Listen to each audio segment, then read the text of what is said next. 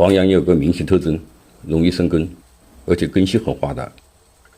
这个部位是2年前进行育根的，把它拆开看看根的情况。对黄杨的根培育是很简单的，在要出根的地方用刀划几条口，伸到木质部分，再盖上青苔，把刀口暴露在潮湿的空气中是极容易生根的。等根萌发出来，再填上沙子土，进行正常的育根。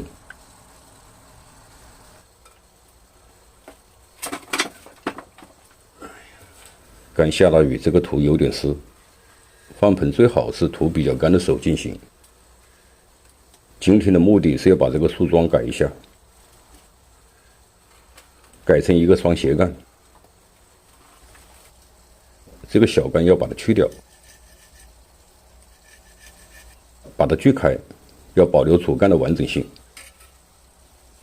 用这种线锯，这种锯可以任意改变锯口的方向。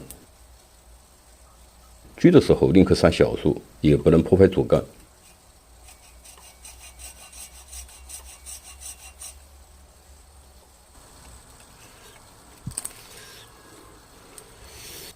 这个小树只有半边根，把接口修平整。这半边的根会很快长出来。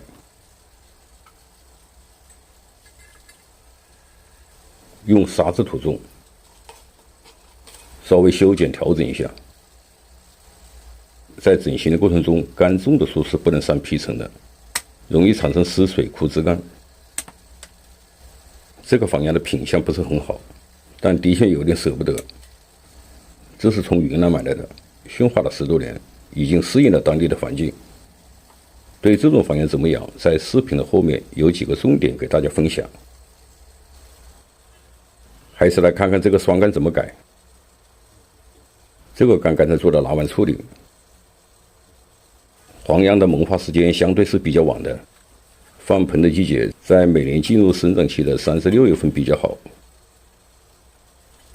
有2条主根，这条根向后，是把这个树桩改成斜杆的主要条件。这条根向侧面生长，根的方向现在是很难调整了，只能把它截短，从这里把它锯掉。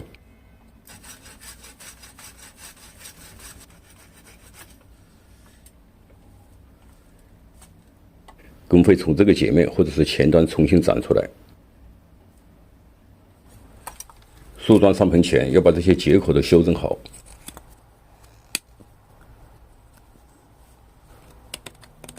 修平整有利于愈合，在接口下端重新长出根来。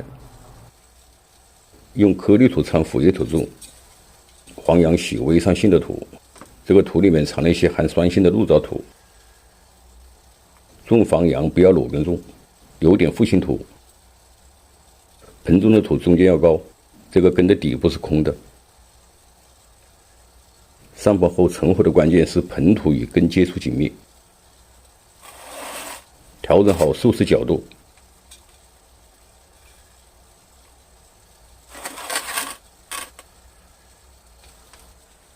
把土填好，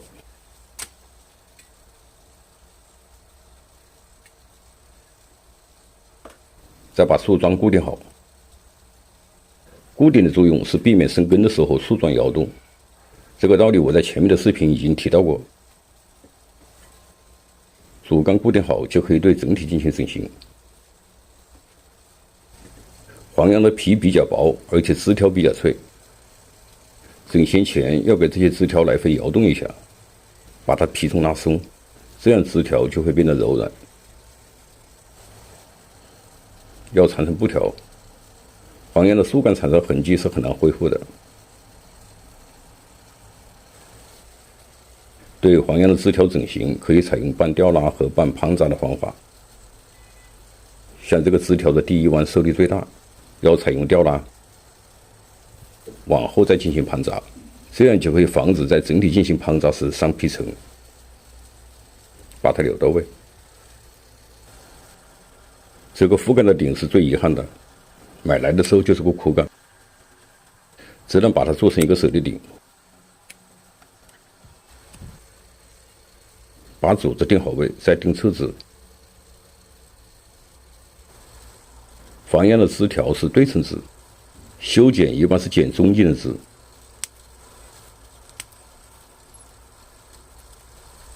对黄杨的修剪要留叶，这是整个黄杨修剪中最重要的一项。黄杨是在叶沿花芽，在叶的光合作用下，才能增强树叶的流动，从而刺激花芽。像这样，剪的时候留2到3片叶。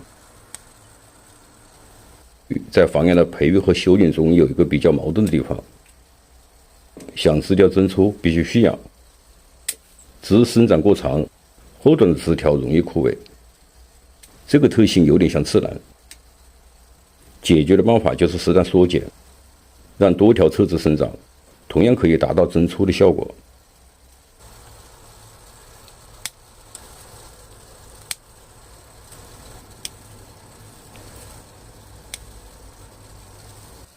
把主干的顶往上抬，顺应整个树势，更符合树的生长规律。